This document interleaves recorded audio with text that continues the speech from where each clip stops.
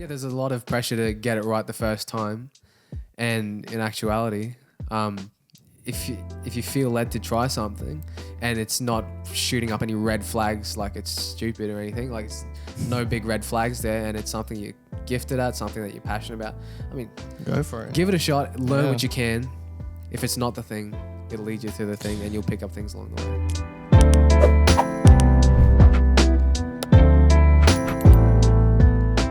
Hello and welcome to the Brown Fox podcast. Very glad that all you guys can join us today. We're going to be having some awesome conversation with some special guests. Our first guest ever. It's going to be so good. So these guys here are brand new to our podcast because, like you said, they're the first guest we've ever had. It's not just us two, so it's going to be real exciting. We're actually going to have a legitimately good conversation with these guys. It's my brother Josh and my cousin Jordan. These guys are absolutely... These guys are absolutely amazing guys. They're legends. They're so fun to hang out with, to chill with. We were already having awesome conversation with you guys before we even got here. But how's your day been so far? What's been happening? It's been good. You take it over. Yeah. My day's been pretty good so far. This morning I dropped off my sister Abby. Yeah.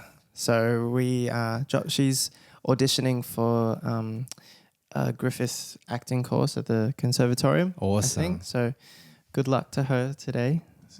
She was like memorizing lines on the way to the drive.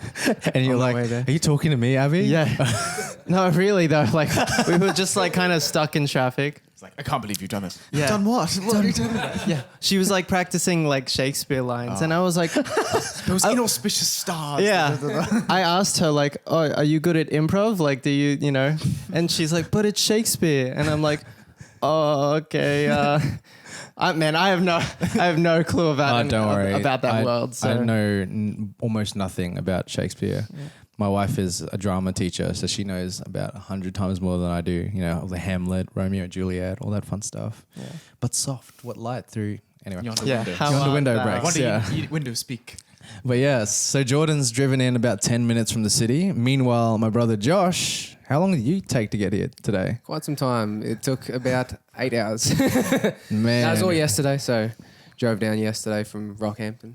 Down, is it? It's down, correct? It is down. Brisbane is down from Rocky. I keep getting that wrong. So fun fact. I keep getting flamed for saying I'm going up to Brisbane. Yeah. So now here we are in Brisbane with 3 of us ex-Rockhamptonites. Well, at least 2 of us ex-Rockhamptonites. You are from... One still Rockhamptonite. Correct. And 1 Brisbane local. Oh, you are a Brisbane local. Yep. Okay. So sense. Queensland. Woo! Dang, yeah. So 3...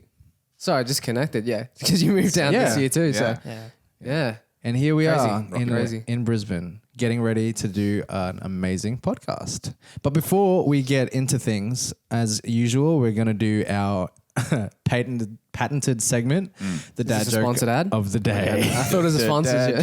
Here we go. All right. Before we kick off, I've got a dad joke for you. Nice.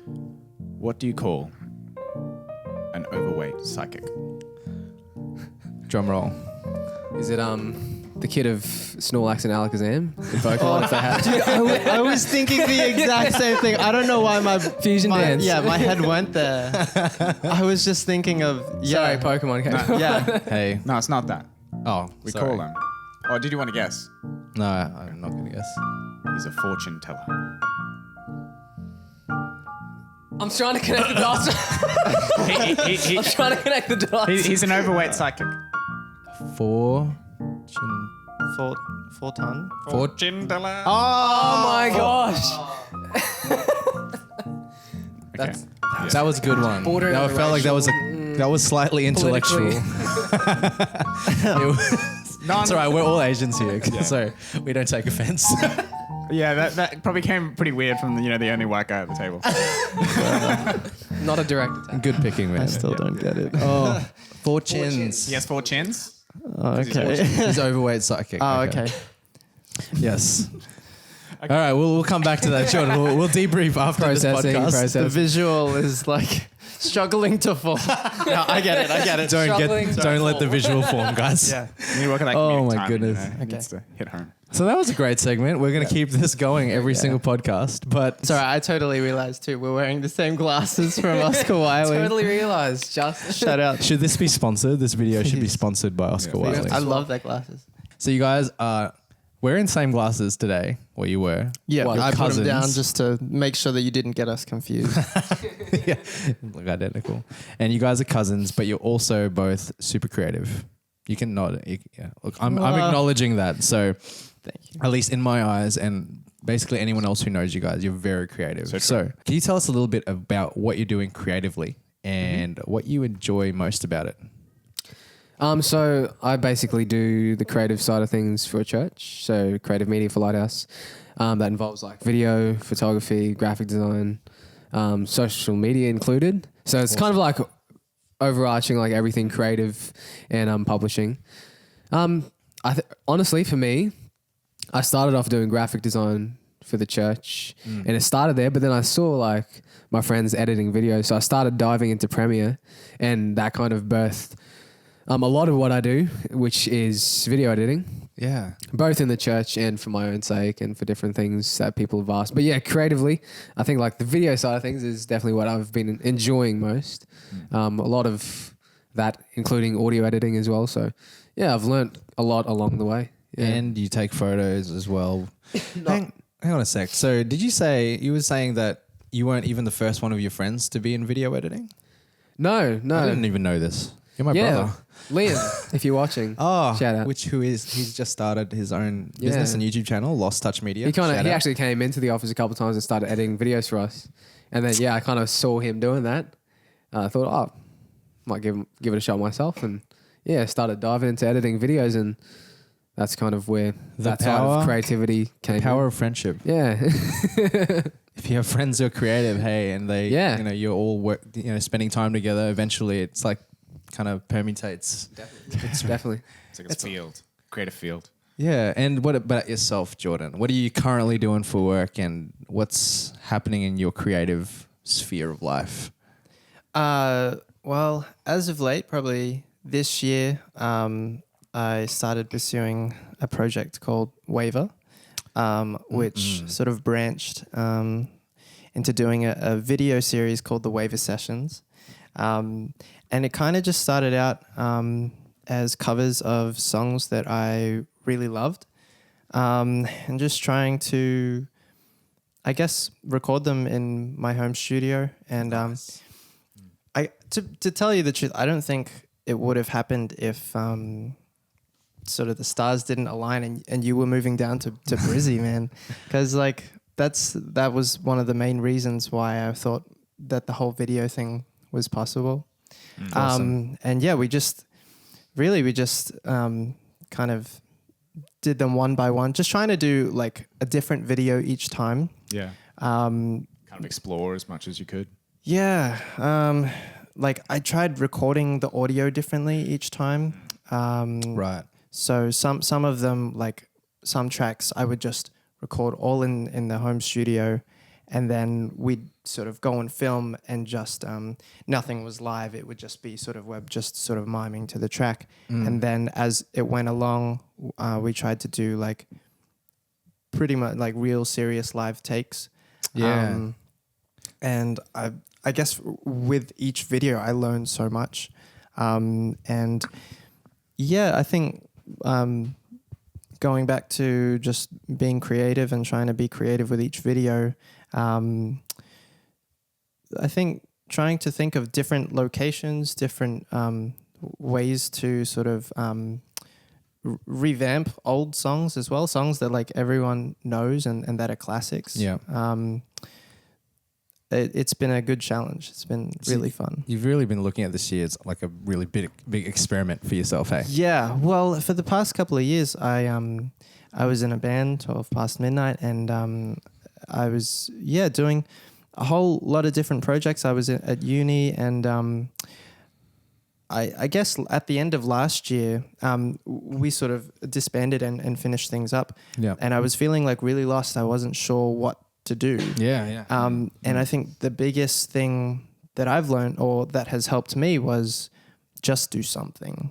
You want to just, you don't want to dwell and sit in a place for too long. You just want to keep trying and experimenting, because it's that way you have more experience, more sort of like life lessons, more data. So you can data, actually make, more refined decisions, and you get a feel for more of a feel for what you really want to be doing. It's like getting to narrow down by doing things and just trying things and finding out what you actually don't like.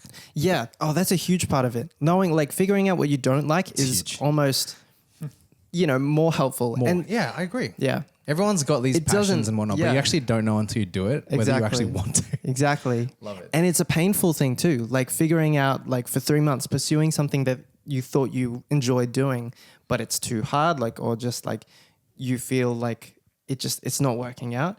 I think it's okay to just put that project down, or that, and turn the corner, make a left and just try something else. It's kind of like, it is part of like the process of self-discovery, because there's a lot of people I've talked to as well that's kind of like, what are you doing? And they come back to me and they're like, Yeah. and it's like, well, what do you want to do? And it's like, I kind of have an idea, but I just don't want to try. And it's like, Yeah. just try. You And have to be it's- brave. Yeah. There's an element of like faith and taking that step. 100%. You guys live it out. And honestly, I've just really loved watching what both you guys have been doing. Now, on that token, like, I don't know if like you know this, but Jordan still works a part-time job at the moment. He works for a school in what school do you work for again? Rivermount College. Yeah, awesome. It's Yatla. And what are you doing there? I help out as an AV technician. Yeah. So I run their sound and run their assemblies, and Yeah. I work out of the IT department. So along the way, I've actually yeah. been learning a whole lot about computers and That's so handy to know. servers, and so So good. You can I fix know. my Dell machine. yeah, So exactly. trash. Or you could just get a Mac. Oh, here we go. Debates. Yeah. Had that Now same. it's a real argument right now. The Podcast ends. Tables. How are the turntables?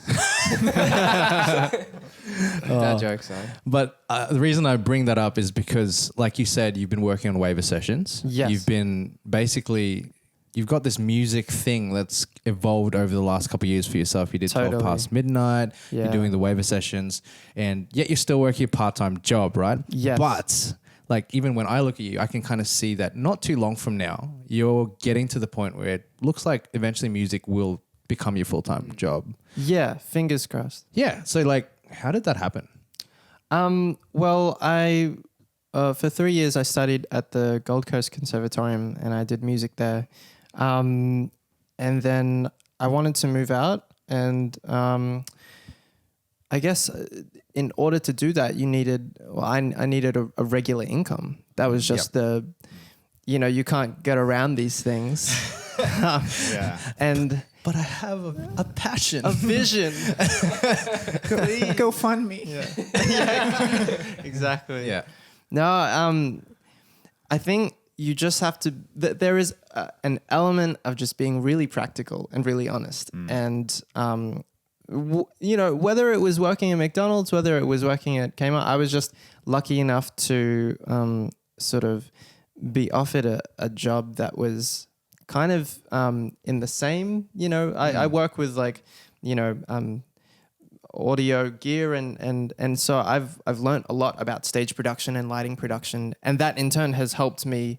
I don't feel so sort of out of place when I'm at a new venue or something like that. I can kind of look at a room and understand the lighting placements, where the patch boxes are and things like that. And so I was, but regardless, I would have worked somewhere else for a regular income. I think as creative, not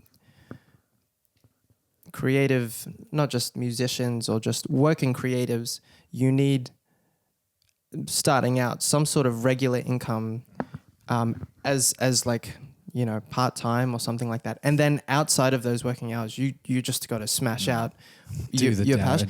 It's and it's hard work, but like, That's interesting how you talk about how it's helped you as well. It's like it's different enough to be of of kind of growing your Yeah, sphere of knowledge as variety. well, because you want it to be different enough that it's not you're not doing exactly the same thing. So that's really cool. Yeah, on that note, because I actually read a book called Overlap by Sean McCabe, and he actually mentions that if you're doing, the ideal situation would be actually working a full-time or a part-time job that's not related to your creative business or passion, because that way you don't burn yourself out. Yeah, definitely. And I when I was in uni anyway, all sort of my job experience, like the way that I made a bit of money on the side was just doing gigs. And I still do gigs now. But doing gigs is very different to like being in what you would say an office job.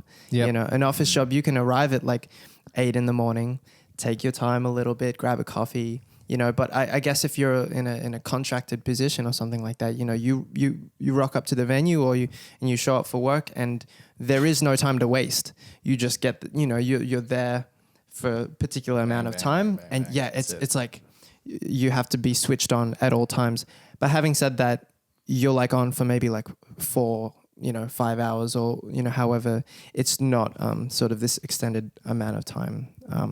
It's just it's all different, Now, there was something you told me earlier in the year, how once upon a time when you were in high school or around that age, you used to walk past the Charming Squire venue and look at it and go, one day I really want to play there. And then now you're literally playing there. And Nathan, I was there just on the weekend, came and watched you at the Charming Squire, which is like, it's not someone saying I want to play at Nashville or something, but it's you had a dream. How did it happen? It was a very sort of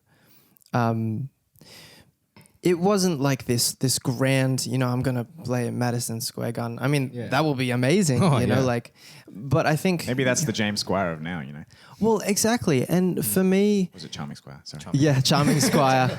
James Squire. James Squire. Well, I think James Squire is part of the brand or the the brewing. I have no idea. I think it's on the wall somewhere. All right. But they've tricked me. Yeah, I know. But it was really nice when things sort of come full circle after a couple of years. Because when I was, 16, 17, like I'd walk past and I'd see people, play on that stage. How old are you now? 23, is it? 22, yeah, turning 23.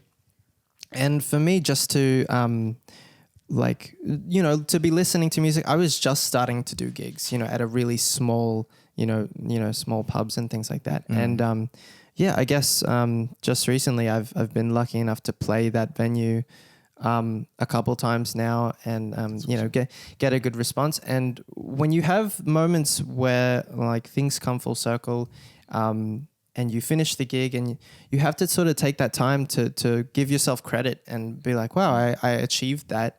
And the main thing for me was like, okay, well, if I can connect A to B, like 16 to now, and it's a really small sort of thing, and it's a very personal goal. But the fact that in my own mind, I can connect those dots and achieve something, to me, like anything is possible. What practically did it take to connect the dots for you? What would you say? Practically, it took, I guess, a lot of hard work. I needed to, learn the repertoire and the hours and hours of practice at home, and then the hours and hours of practice, and actually performing at gigs. And so, these days lately, I want to get more into production, and making beats and I guess, being, building my own home studio. Awesome. And I know that, that isn't an overnight process that, I've learned, but because I've been able to do, that I guess the Charming Squire lesson, I've realized that if that's possible, then I can make the whole production thing happen too. Yeah. Awesome. Just scales upwards. It's just scaling. It's just scaling. And it's just, you have to have patience, and you have to have faith, and you have to like just really, back yourself in moments where you feel like because it gets so tough, like there have been so many times where I've been unprepared for a gig, or like I've forgotten my guitar, and I remember and I remember calling Jackie and just like, please, oh man, and it was so stressful, but I learned under that, amount of pressure, how to cope under like, a lot of pressure. And so I think when I'm pursuing, production and writing songs and making music, it will be different, but there still will be pressure. It'll just be different. But I would have had that experience to know how I cope under under different situations. And like you said, it's just scaling and it's different. And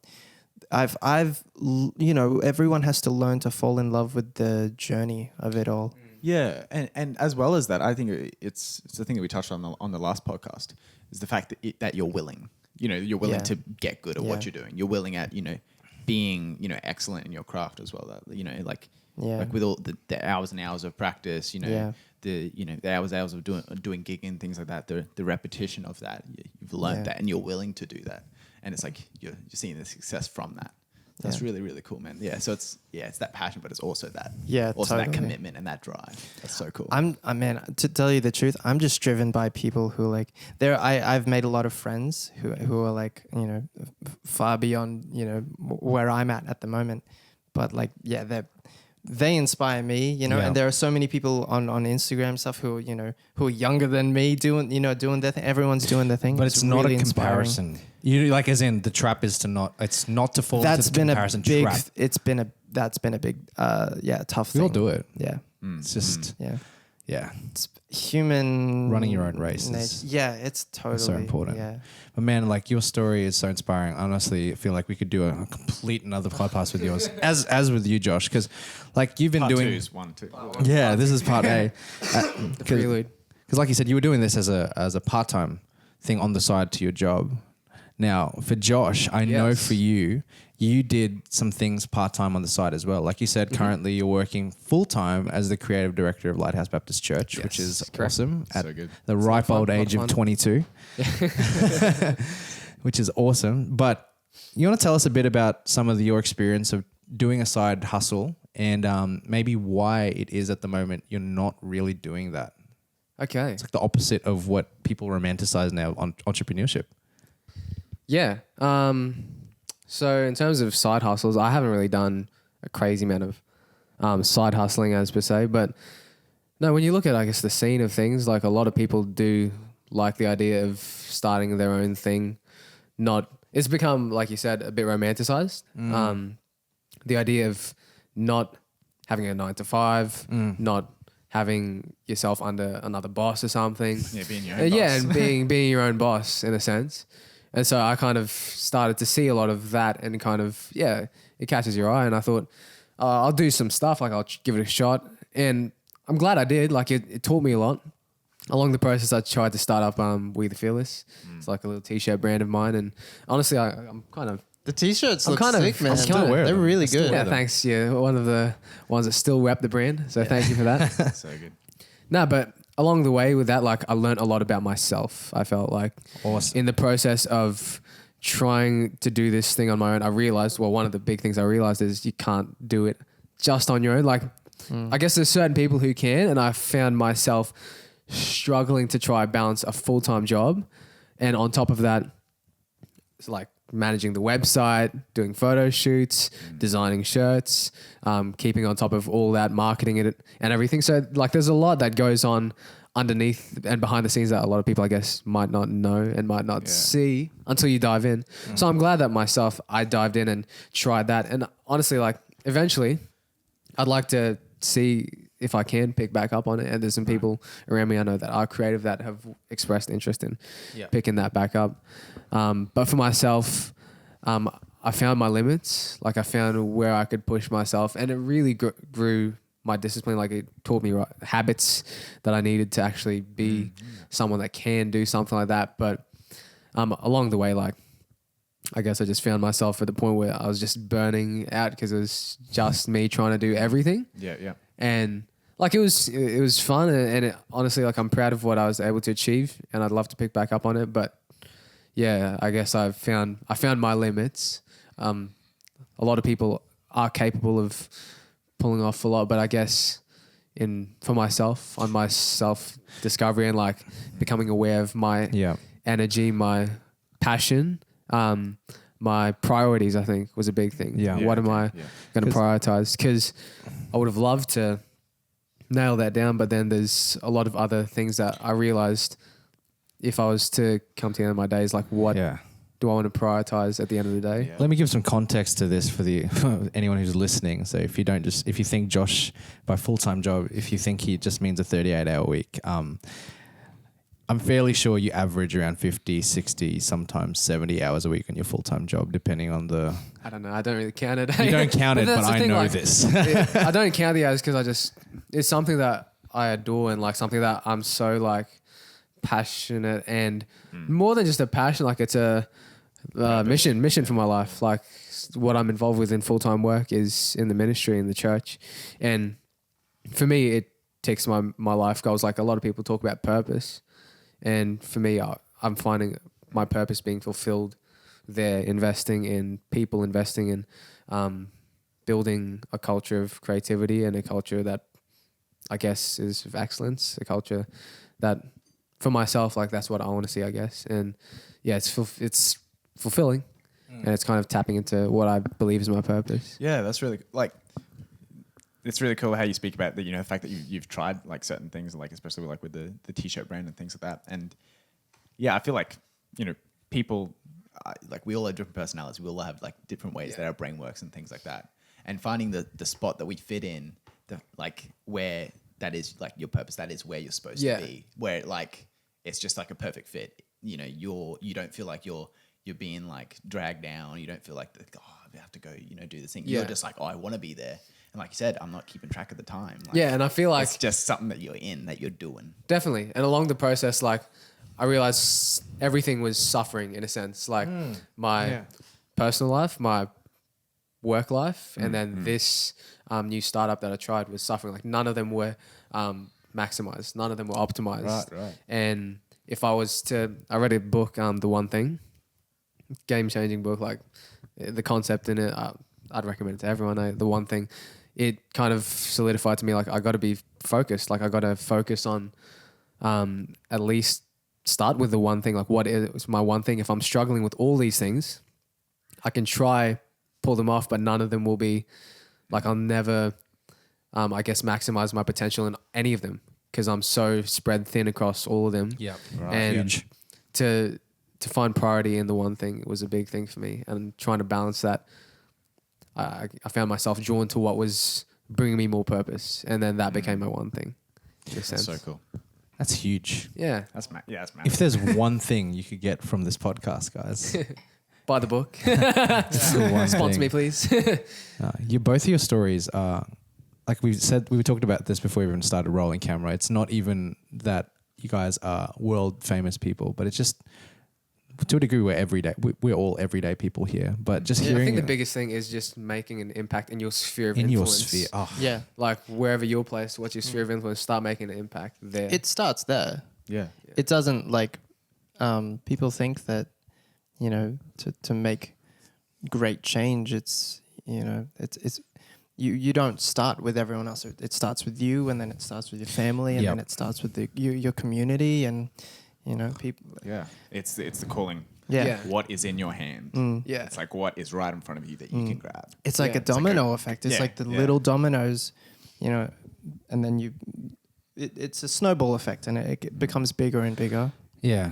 It's interesting how all of our stories are slightly different because of not just our desires and our purpose and passions, but also just like you mentioned, self-awareness of, I think, Huge.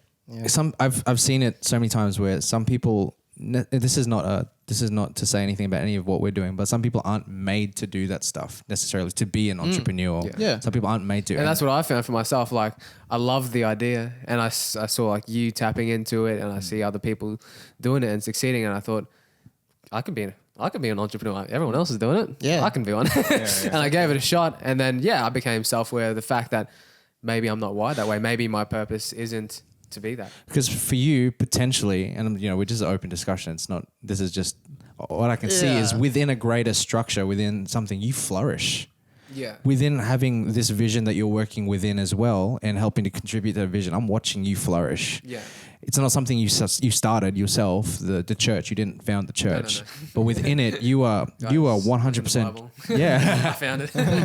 but I'm watching you literally drive the vision of the church and partly formulate the new vision of where it's heading. But you didn't necessarily start it. You've come in. You're working in a capacity as an employee. But in saying that, I think a lot of what I tried to do, like, just do it is a thing. Like, you don't Yeah, know. you don't know. And then in the process of doing and trying to do that startup, it taught me a lot about myself, like habits I needed to have to successfully maximize the time that I have and my gift, which was in the creative side of things for that. But it applies over the whole spectrum, like coming back to my line of work and then just leadership skills and applying it there, like everything. Yeah. No matter what you do, like if you give it a shot, like you'll learn things from that and it'll pour over to the next thing. Awesome. And if it's not the thing, it's the thing that leads to the thing. Yeah. If do you feel as though if you didn't explore those things, you wouldn't be in the position that you were now? Probably not, honestly. Yeah. Like it's just such a big learning journey. I think like a lot of people think that they have to get their life sorted in one go, and it's like I need to get it right this one time. Get it right straight after school. What's the pressure? It's all this pressure. Yeah, there's a lot of pressure to get it right the first time, and in actuality, if you feel led to try something and it's not shooting up any red flags, like it's stupid or anything, like it's no big red flags there, and it's something you're gifted at, something that you're passionate about, I mean, Go for it. give it a shot, learn what you can.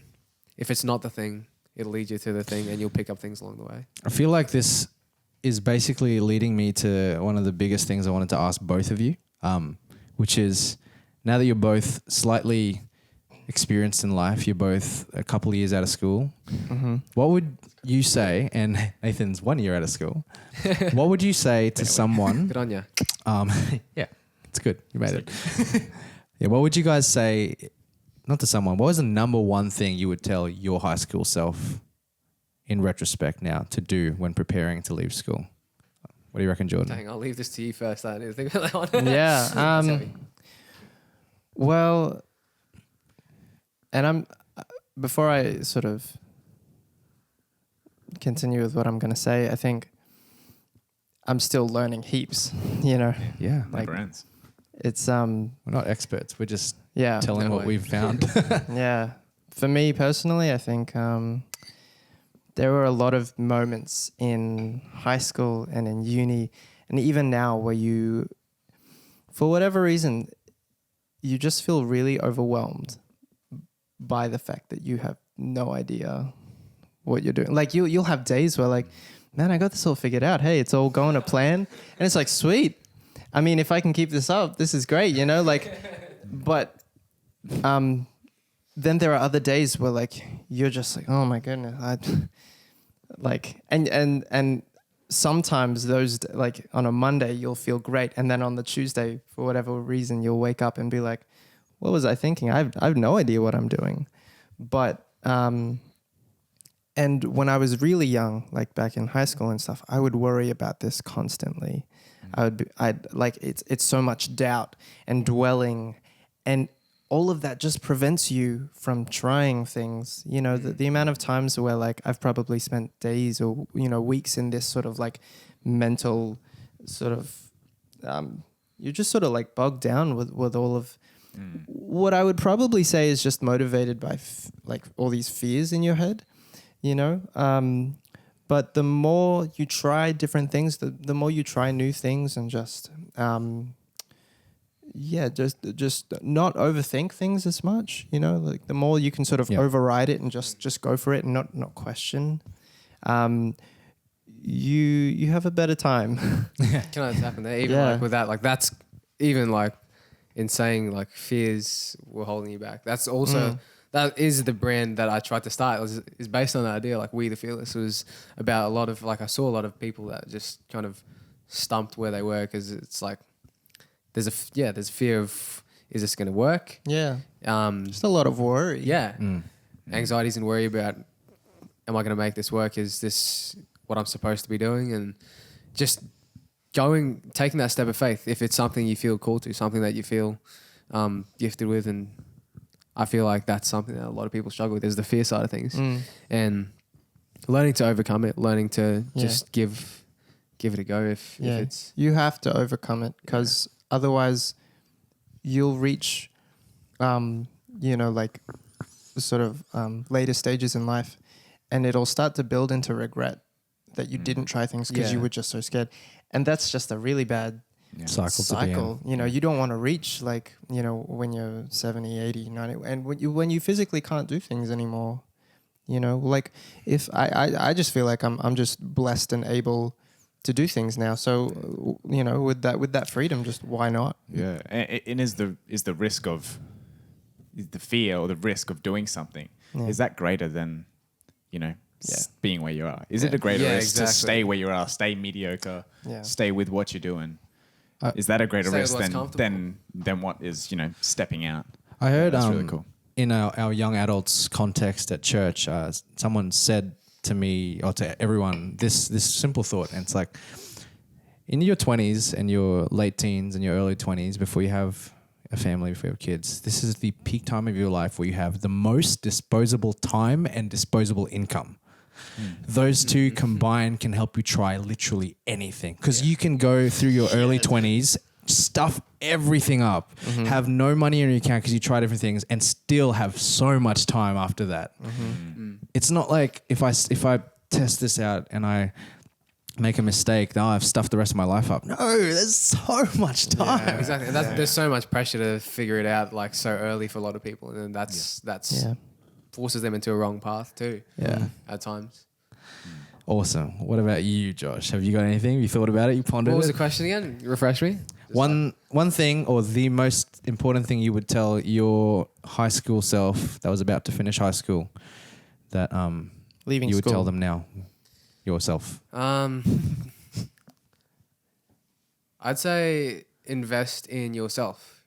Invest in yourself. Build good habits. Yep. Build good people skills. Read a lot. Set yourself up in terms of your life mission. You won't figure out your life mission straight off, but at least set your values, your foundations in life. Because I feel like a lot of people kind of don't have the right mindsets, the right habits. Mindsets and habits help take you through whatever you try, whatever you aim for in life. And I think a lot of people coming out of school kind of jump into things, but they don't have good mindset, good habits per se. A lot of people, not saying everyone does, but investing in yourself is a good place to start when you're not sure where to go. Yep. Yeah. That's really cool. I heard a thought recently. I don't know where, it might have been a TED Talk or something like that. Yeah. But it's, just talking about basically taking care of yourself. Yeah. And it's it seems kind of counterintuitive. It's I'm going to take a step back. I'm just really going to assess myself, search myself. It's well, what am I doing? How can I grow in this area? Try to develop these skills and things like that. It's well, if I'm putting all this effort into me, I'm not putting effort into what I'm trying to do or what I need to do for people.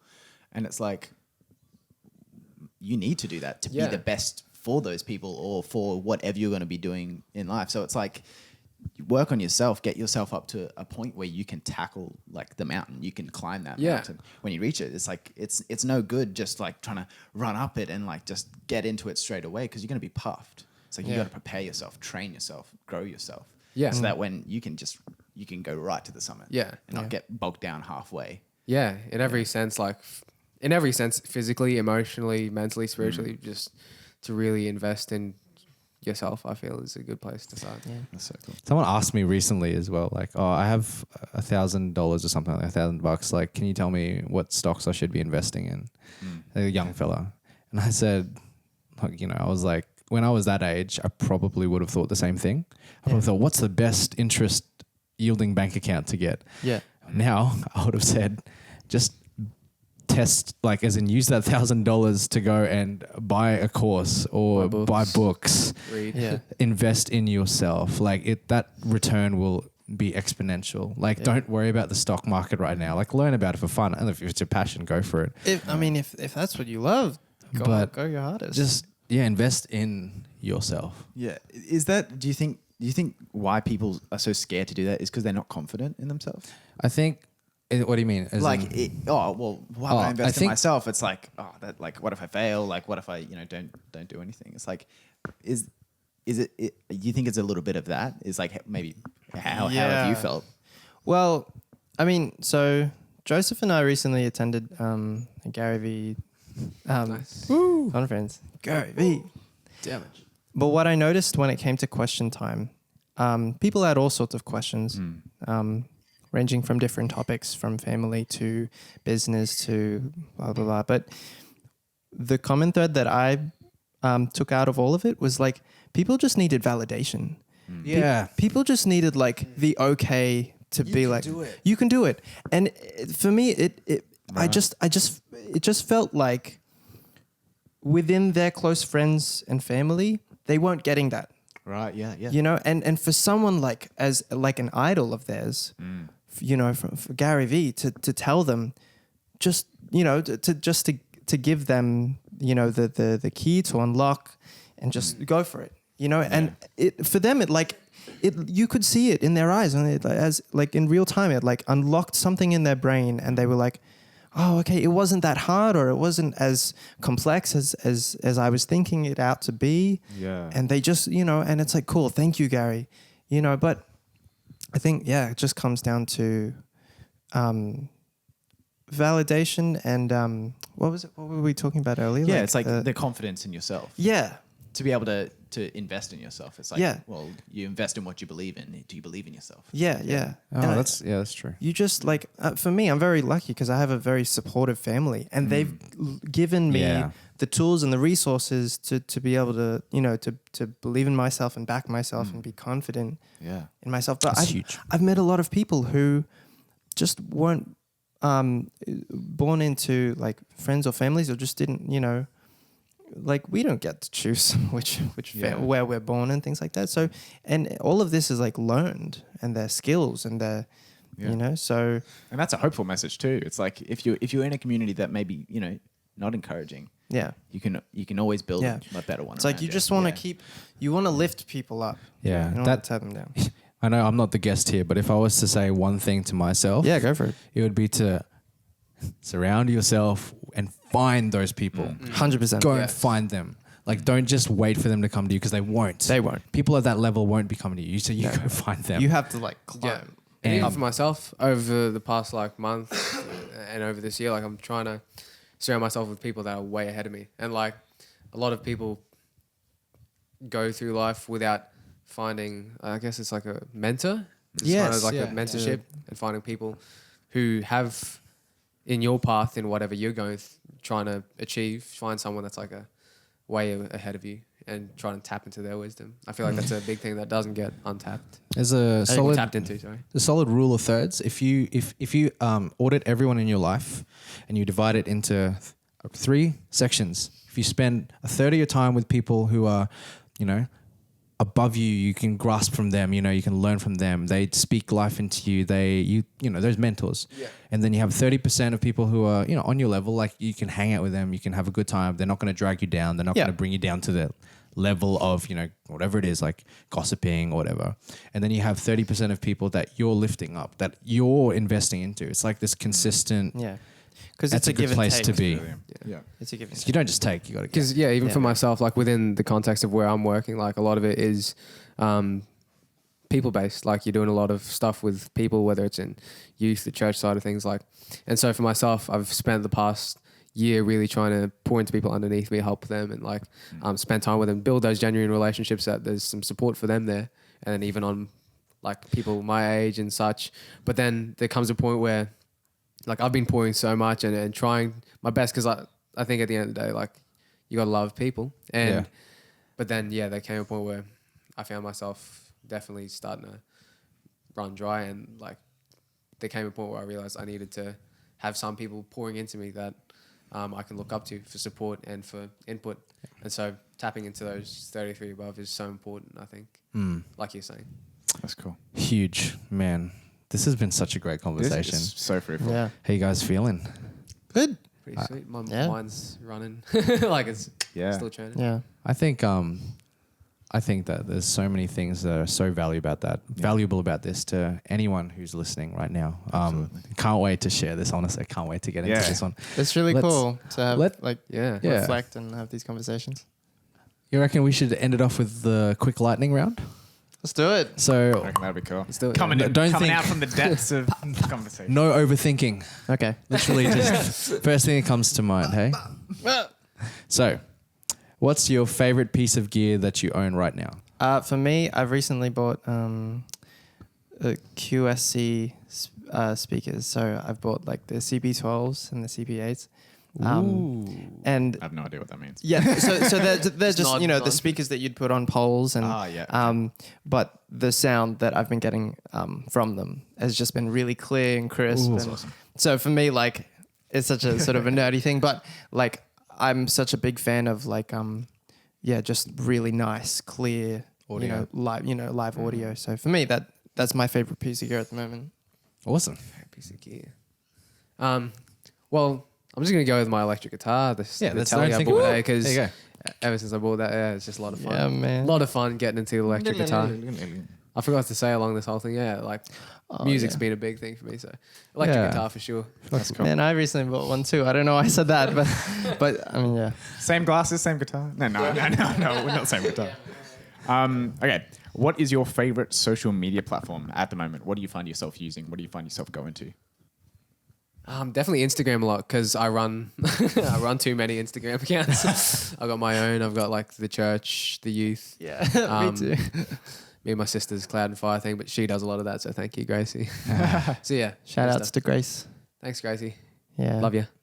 For me, yeah, I use Instagram the most probably. I have my music page one, and then I made a personal one, which is just full of memes. Where can so we find refreshing. you? Where can we find you? Well, I don't want everyone. But, It's at beep. yeah, it's just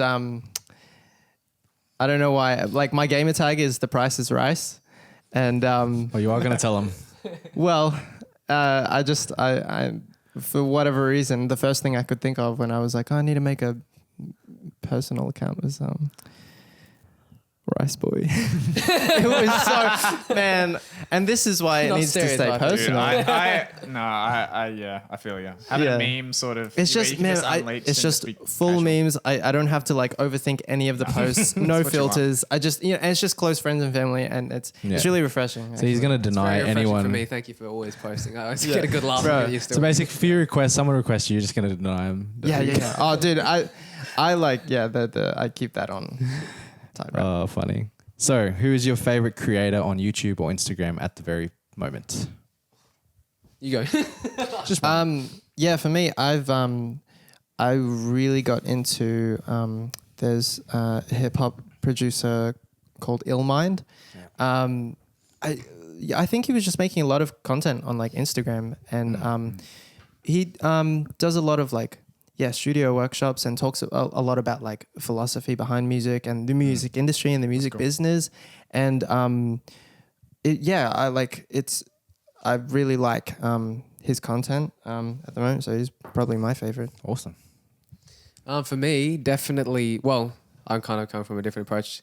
Recently, I've been like given the opportunity to communicate more and like speak at like the school, youth, church context and speak in public more. So, Pastor Andy Stanley. Yeah, and awesome he's guy. got a YouTube channel. I've been reading a lot of his books and just diving into how he. I kind of deconstruct how he communicates, how he talks, and gets his points across and Nice. holds the crowd and such. So for me, I'm really diving into a lot of his stuff, even for leadership things, and just how to be a good leader. Leader, speaker, communicator. So yeah, Pastor Andy Stanley. Sweet. What's your most important passion outside of just kind of like your main gigs at the moment? For me, like I do music a lot outside of the context of church as well. So I don't know. It's kind of part of what I do. Yeah. Yeah, Does that same. still Yeah. fall Same. into it? Yeah. Music's definitely like something I'm. Because it's not like you can use it to wind down as well. It's not Yeah. just like full business all the time. So yeah, just writing stuff and learning new things, especially on the guitar. Over the past Yeah. like 2 years, I've like mainly done piano all my life, but the past 2 years I've really tried to learn guitar. So every time I get Dude, a chance to you've go to learn guitar, been getting I'm You were trying to really just like slaying it.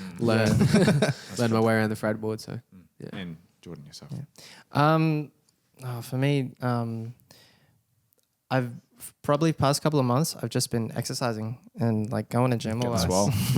Not for like that Nah, reason, but like I just find like it's a great way to sort of clear my head. Yeah. Awesome. It's, I it's don't- so good to get those endorphins going. Yeah, It's so yeah. good for your body. And just Blood like you actually get goes out to your muscles and all that Life's frustrations, man, and just, Just you know. throw the weights around. I say it like I say it like I do it, but I don't. No, Oh, good stuff. yeah. Plus, I've been watching The Office heaps. So I haven't seen it yet, so that's all right. It's on Stan. Okay. Anyone, I really like it. It's a great show. sweet. Let me let's do one last one.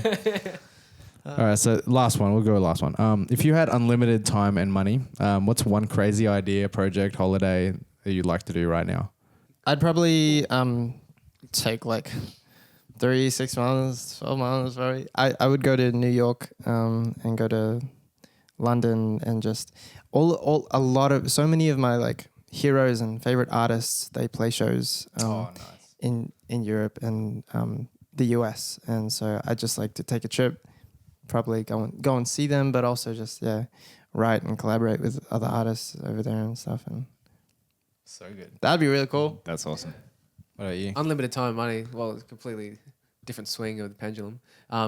It came to my mind, like thinking of like Elon Musk stuff. I'd love to like just travel space. Oh, Dude, dude. it really came to my That would mind. be Bro. This is like you think This unlimited time and money, bro. Like I'd build spaceships, bro. Bruh. If I could have anything. Can I change my answer, man? nothing heroic or anything there for me, but like Yeah. that'd be sweet. Oh, you know what I Space realized? travel's I don't know. Yeah. Seeing what he's doing, like it's not too far away, but Bro, your answer just totally unlocked for me. I'm like, bro, let's hit up the next international, man. oh, Can we all make a boys trip? And Speaking of it, oh, dude, Wait, what? there's a game called Oh. Defense of the Ancients. Oh, I'm not a Dota. gamer. yes. But I would totally Sure about make a that. trip. Unlimited Yeah. money. I would get all of the boys and just take I love how this- 3-month holiday, man. I love it went from something like music to actually Dota. Yeah, dude, maybe that's my passion. Maybe that's Dota what is my my calling. Yeah. So good. Awesome. Honestly, I've really had a great time doing this with you guys, and No, that's been awesome. Thank you Yeah. guys for sharing. Like, Thanks for honestly, I think there's so much, really good stuff that like people I think can would really relate with, and Yeah, You're good this is really cool. I'm excited to see what this podcast yeah. does.